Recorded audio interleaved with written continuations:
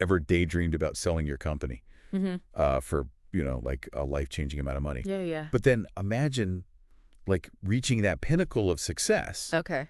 only to face accusations of fraud like just a year later. Oh, wow. That's the story that we're diving into today. Yeah. It's the rise and fall of Charlie Jarvis, Mm-hmm. founder of Frank. Okay. And this was a platform that was, All right. promising to simplify college financial aid. Yeah.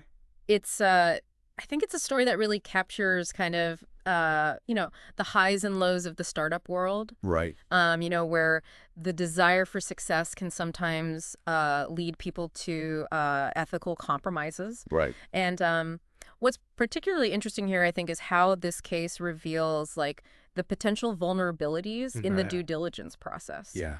Even when dealing with like major financial institutions. Right. And we have got a mountain of sources here to unpack. Oh, wow. We've got court documents, news articles, interviews, and even Charlie's own social media posts. Wow.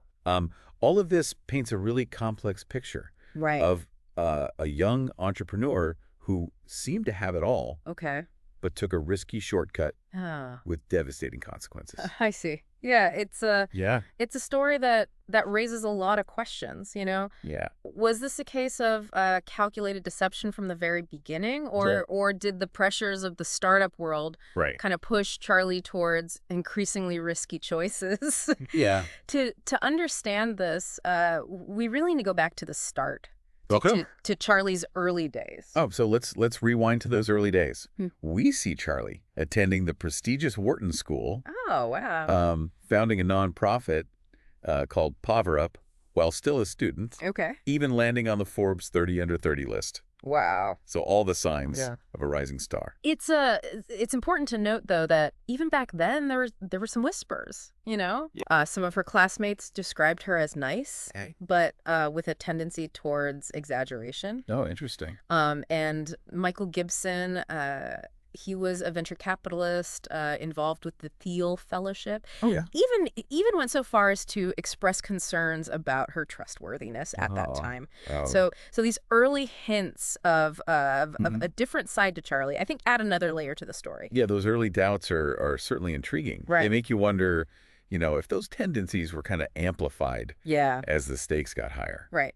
So let's talk about Frank. The idea itself was pretty clever, making the AFFA, that's the free application for federal student aid, Right. easier to navigate Right. for students and their families. Mm. It's a process that can be incredibly daunting, and That's it. millions of families struggle with it each year. Yeah, that's where the brilliance of the idea lies, right?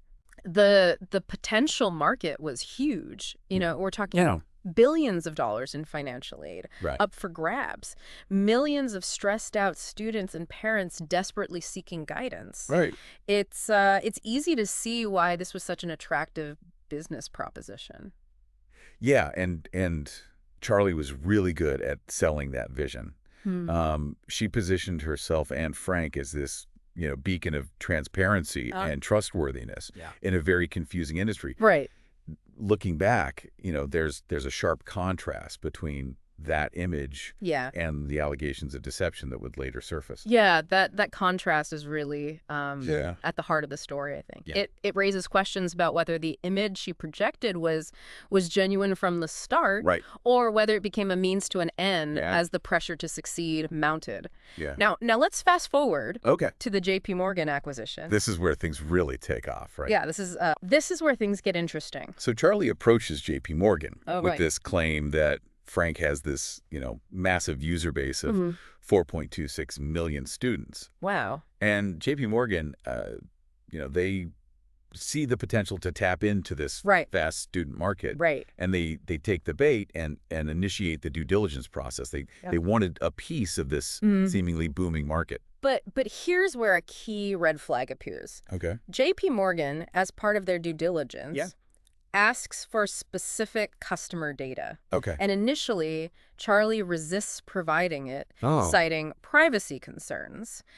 In hindsight, Hmm. this hesitation seems very deliberate, Yeah. almost like a calculated move to stall for time. It definitely raises suspicions. Right. And as we now know, Mm. that massive user base of millions was a complete fabrication. Wow. Frank's actual customer base was less than 300,000. Oh, wow. That's a huge discrepancy. So faced with this enormous gap between her claims and reality, Charlie took a drastic and illegal step. Yeah. She collaborated with a data science professor to generate over 4 million fake customer profiles. The details of this scheme are just wild. We're talking invoices from the professor with line items for creating fake data.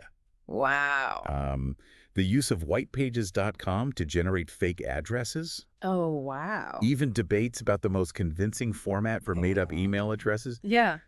The lengths they went to are astounding.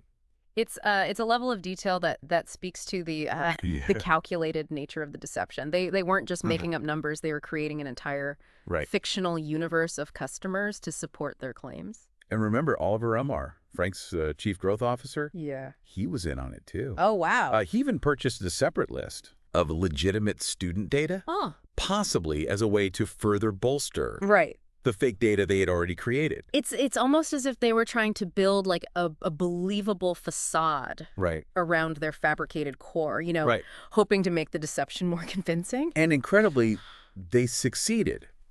Using this, Frankenstein's monster of a customer list, they managed to fool the third-party vendor that J.P. Morgan had hired for validation. This highlights a crucial point, right? Yeah. The due diligence process, even when conducted by experienced professionals, isn't foolproof. There are vulnerabilities that can be exploited, particularly when dealing with sophisticated deception. So with the due diligence hurdle cleared, the deal goes through. Okay. J.P. Morgan acquires Frank for a staggering $175 million. Wow. Charlie personally receives $21 million from the deal. And get this, she even celebrates the acquisition on LinkedIn. Oh, wow. Talking about her fairy tale new beginning. Oh, really? And referencing her early days as a Chase customer. The irony is almost painful. Yeah, it's a stark reminder of how easily appearances can deceive. But as we'll see in the next part of our deep dive, this house of cards couldn't stand forever. Right. The truth always has a way of coming out. Yeah. Welcome back to our deep dive into the saga of Charlie Javis and the Frank acquisition. Last time we left off with Charlie seemingly, on top of the world after closing that deal with J.P. Morgan. But as they say, what goes up must come down. And in this case, the fall was swift and dramatic. Yeah, and the consequences of those actions are what we're unpacking now. Yeah. It's important to understand, I think, the gravity of the charges against her. Right.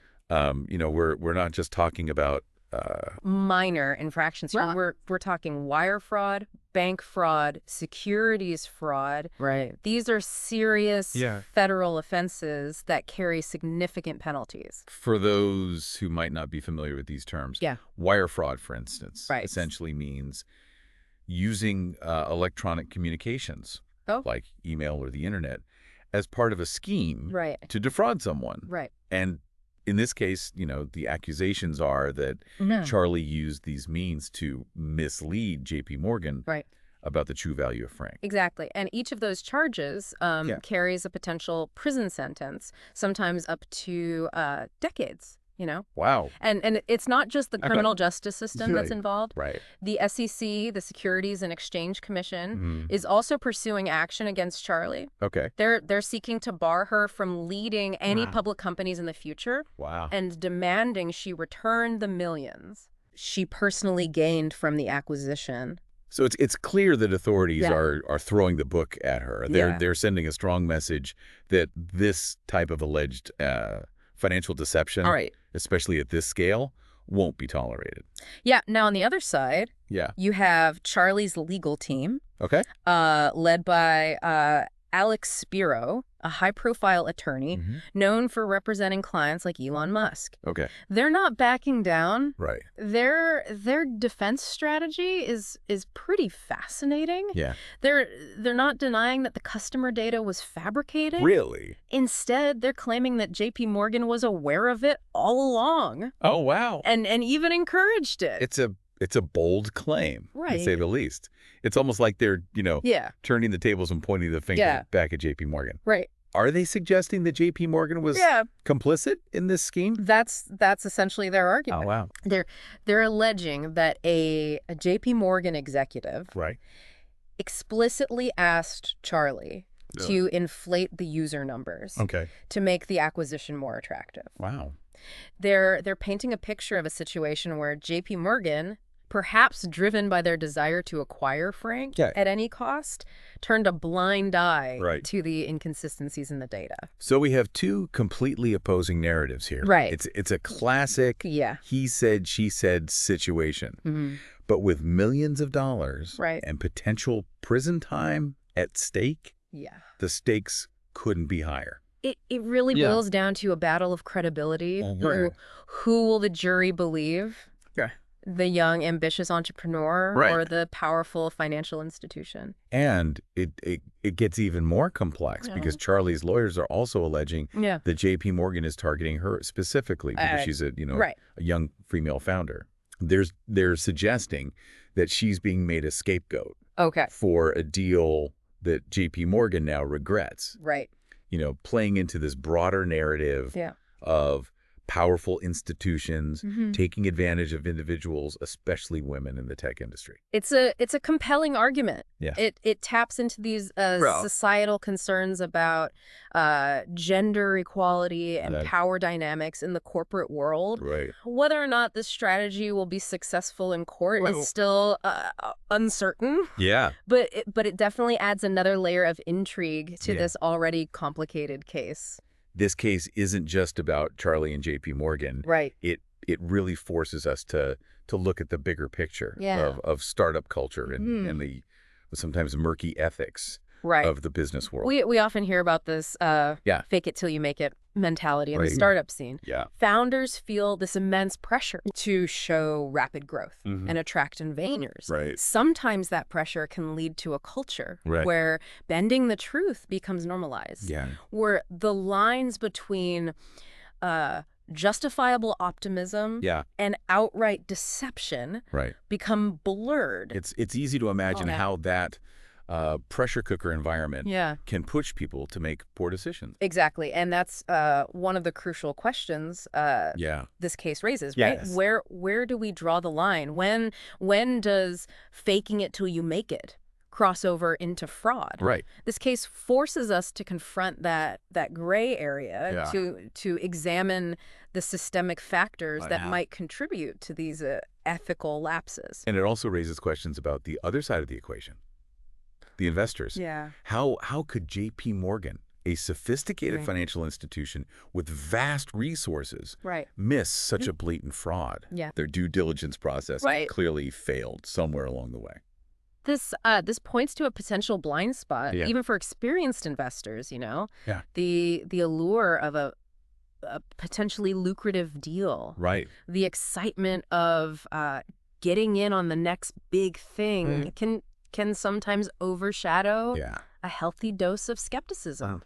Perhaps they were too focused on the potential upside and didn't scrutinize the underlying data as carefully as they should have. It's a cautionary tale for both entrepreneurs and investors. Yeah. Founders need to understand that, honesty and integrity are non-negotiables. Right. While investors need to be more diligent and scrutinize the data, no matter how enticing the story might be. Absolutely. This case serves as a potent reminder for all of us operating in the business world. Yeah. Due diligence, transparency, and ethical conduct are paramount, even when the pressure to succeed is immense. Yeah. Now let's get back to the legal battle itself. Okay. Where do things stand right now? Well, the case is still very much in progress. Yeah. We're in the midst of pre-trial motions and legal maneuvering from both sides. Right.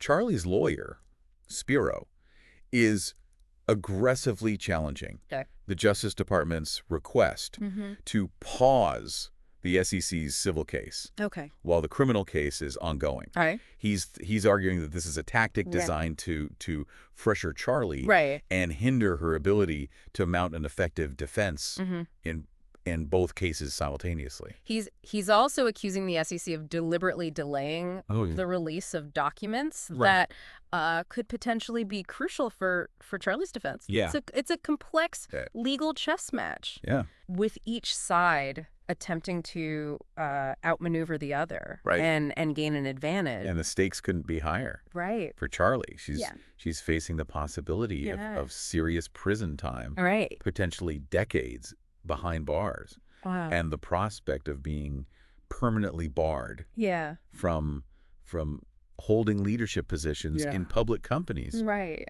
Essentially ending her career in corporate leadership. It's a stark reminder that alleged ethical lapses can have far-reaching and devastating consequences. On the flip side, J.P. Morgan isn't just seeking to recover their financial losses.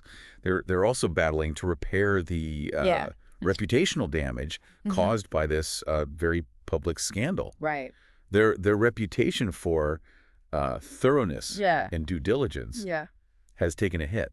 It's a fascinating case study in the complexities of ambition, deception, and the high-stakes world of startups and high finance. In the next part, we'll delve into some potential outcomes of this trial, the lessons we can learn, and the lasting impact this case might have on the way business is conducted.